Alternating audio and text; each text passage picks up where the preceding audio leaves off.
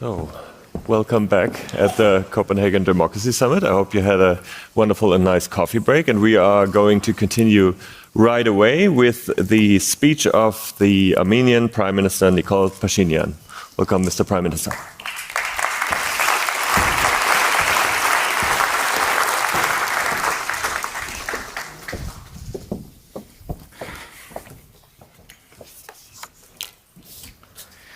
Thank you very much. Dear participants of the Copenhagen Democracy Summit, ladies and gentlemen, it is my honor and privilege to have this opportunity to share with you the challenges that Armenian democracy is facing. The good news is that democracy has indeed become a reality in Armenia. But what has changed for citizens of Armenia by real democracy?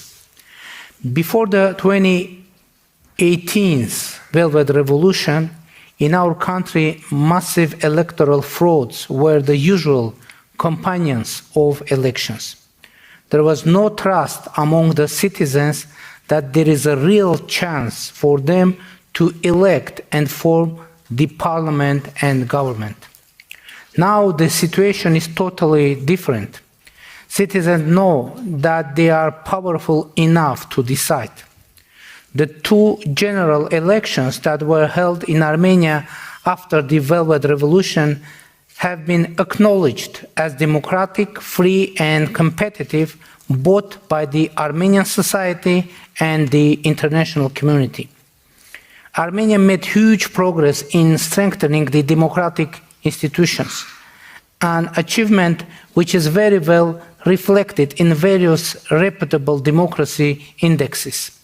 Now we are the 43rd in the Reporters Without Borders Freedom of Speech Index, compared to 79th place in 2017.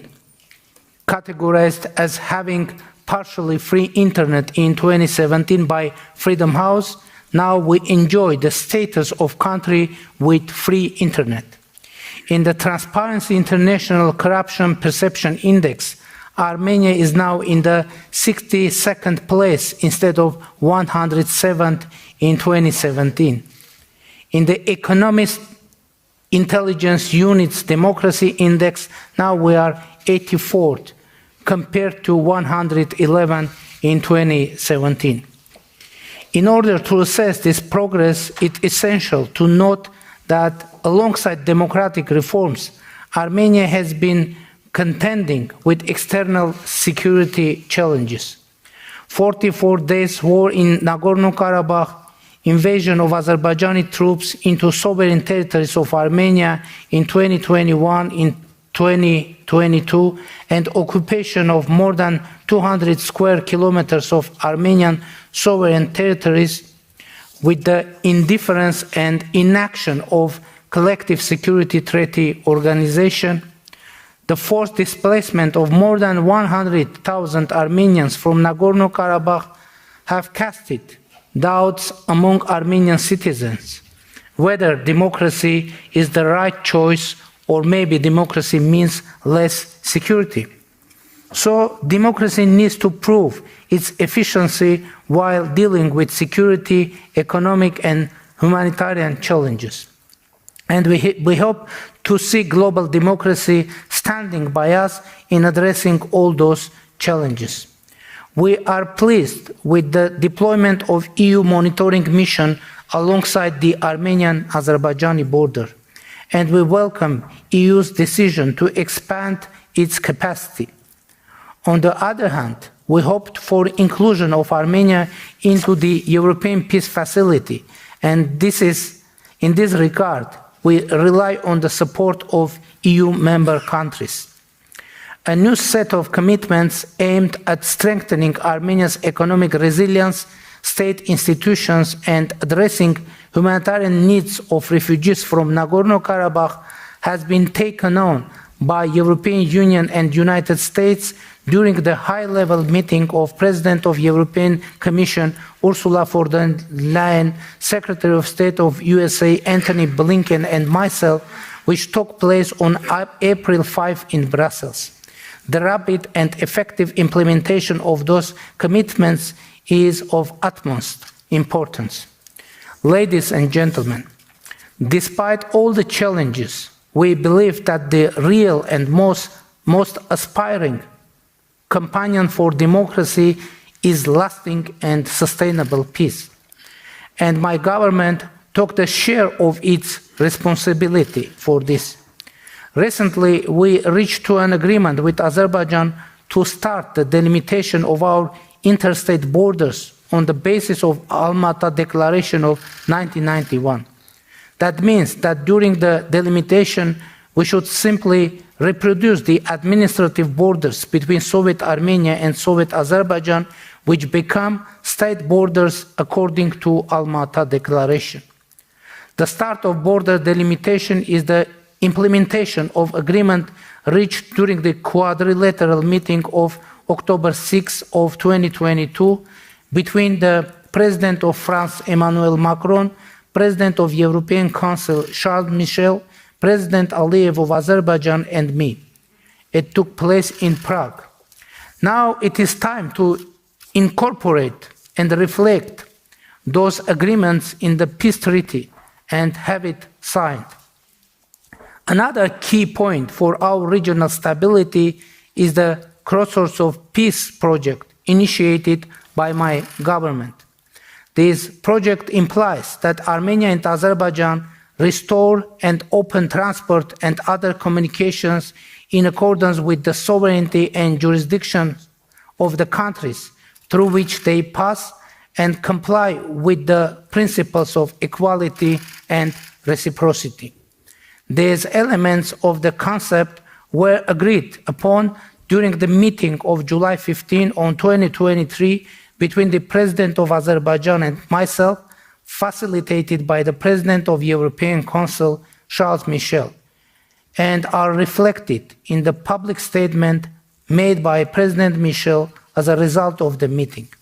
We are ready to move toward the implementation of what has been agreed. Ladies and gentlemen, before answering your questions, I would like to stress that democracy is a strategy for Armenia. In democracy we believe, in democracy we live. Thank you very much.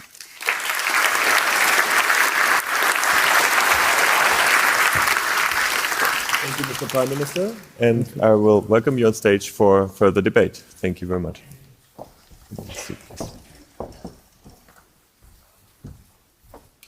Please come here, please. Yes. Before we start, I will encourage you again to send your questions through the iPad. I will again try to incorporate them in the discussion.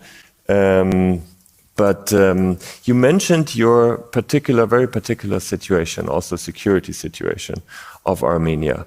Now, Anders Fogh Rasmussen has earlier labeled this your neighbor situation an axis of autocracies. So it's a very difficult geopolitical and geographical situation. How do you deal with the question of security in that environment? You know, to be honest, I wouldn't like to comment on the internal situation of our neighboring countries. But from the other side, as I said, democracy isn't something brought by circumstances to Armenia. It was, I believe, it is fully matches with the mentality of our people, and it is a strategy for our government. It is our political belief. It is our political identity as well, because if you would know the record, our political team, the most part of our life, we were fighting for democracy, rule of law, freedom of speech in our country, and now we have opportunity to implement all those values in our country. But of course, the security situation was complicated, and now even more complicated, not only due to our regional situation, but for global situation as well. because obviously a global order is collapsing now. And it was my assessment, and I guess I shared that assessment publicly as well, that the war that happened in our region, it was kind of prelude of further developments. So now the main issue is security. And what is our strategic view? How are we going to provide security for our country?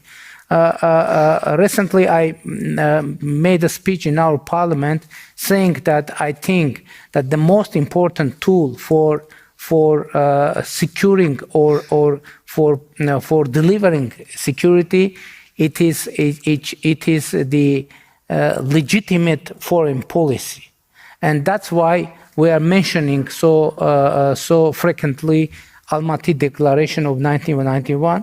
I would like to share with audience what it is, Almaty Declaration. It was adopted by 12 Soviet republics, pointing out two very important ideas. First, Soviet Union stops to exist, and borders, administrative borders between Soviet Union, between Soviet republics become state borders, because Soviet republics are becoming independent countries. So now I think it is very important to know. And in the 6th October in Prague, we had quadrilateral meeting with participation of French president, president of European Council, Azerbaijani president, and myself. And there were two very important agreements reached. First, that Armenia and Azerbaijan recognize each other's territorial integrity and sovereignty on the basis of Almaty Declaration, according to Almaty Declaration, and Almaty Declaration should be a basis for delimitation process of the border between two countries.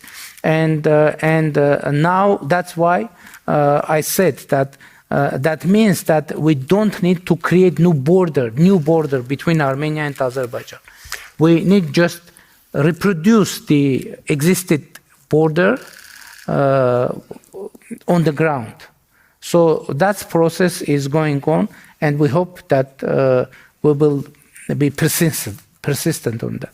The whole conflict on the border, which we have followed over the past month and years, obviously plays against the background of the broader situation of the relationship with Russia and the role of Russia for Armenia. How would you elaborate this currently? You know that Armenia is a member of CSTO, and now also formally we are a member of CSTO, but I announced that we have frozen our participation. Will you stay member, or are you planning to leave? It is the topic for further conversation, but it is very important to state the current situation. And the problem and crisis in our relations emerged from that point when Azerbaijani troops invaded into Armenia, and according to the procedures of CSTO, organization and member states should support and help Armenia in this situation. But even after official requests, CSTO refused to make some concrete steps, and actually that is the main reason that we have frozen our participation in all level of CSTO. And now your expectation is that the West steps into the vacuum and provides you with the security? You know, after our political position and our policy is to diversify our foreign relations in all spheres. Now we are creating some cooperation in security field with India, with France, with other countries, and now we hope to, and now we have some kind of cooperation with the European Union, because, as I said, we are happy with deployment in European civilian monitoring mission in our border with Azerbaijan. Of course, it is civilian mission, but from the other side, it is a kind of a new factor in security of our region. And it is first time when European Union somehow is involved in the security agenda of Republic of Armenia. And it comes with a clear expectation to be member of the EU. Now we are looking forward, we are waiting for the decision of European Union to include Armenia into European Peace Facility. And we hope to start to have visa liberalization negotiations start. And last year I announced in European Parliament that Armenia is ready to be as close to European Union as European Union would consider possible. And that is our position, and it's still there. We come to one question from the audience, which also is connected directly to the opportunities that you might have to get closer to Europe, which is, can you elaborate on the initiatives Armenia is taking on to fight corruption? As I said, we have huge progress on fighting corruption, but unfortunately, we can't say that we have managed to eliminate corruption from Armenia. But what to do? To continue, to be persistent, to be persistent in the democratic reform agenda. And that's why the cooperation with the European Union is of utmost importance for us, because European Union now is our main partner in democratic reform agenda. But we hope that the European Union and United States as well, they will increase the level of supporting us in democratic reform agenda, because, as I said, democracy is a strategy for us, and we need, and we have, by the way, started strategic dialogue with United States in 2019, and now we see the enhancement of our cooperation with the European Union. And recently I mentioned we had a trilateral meeting with United States, European Union and Armenia. And by the way, it was unprecedented format. And we adopted a huge agenda for institutional reforms, for economic reforms, and it is very important that we hope to have more and more support and tangible support from European Union and United States for addressing humanitarian needs of the refugees from Nagorno-Karabakh, which is also very important because it is a very sensitive and emotional issue for Armenians, obviously, and a humanitarian issue. My last question of this panel will be the last question of my former panel also. If you could name a year when Armenia would be, in your ideas, a member of the EU, what year would that be? What? What year, if you could make a wish, Armenia could be member of the EU? What year? Yes. This. Okay. Thank you, Mr. Prime. Thank you. Thank you. That's it. Thank you. Thank you very much. Thank you. And we are going into the next session, and I welcome Susan Lynch on the stage. Thank you.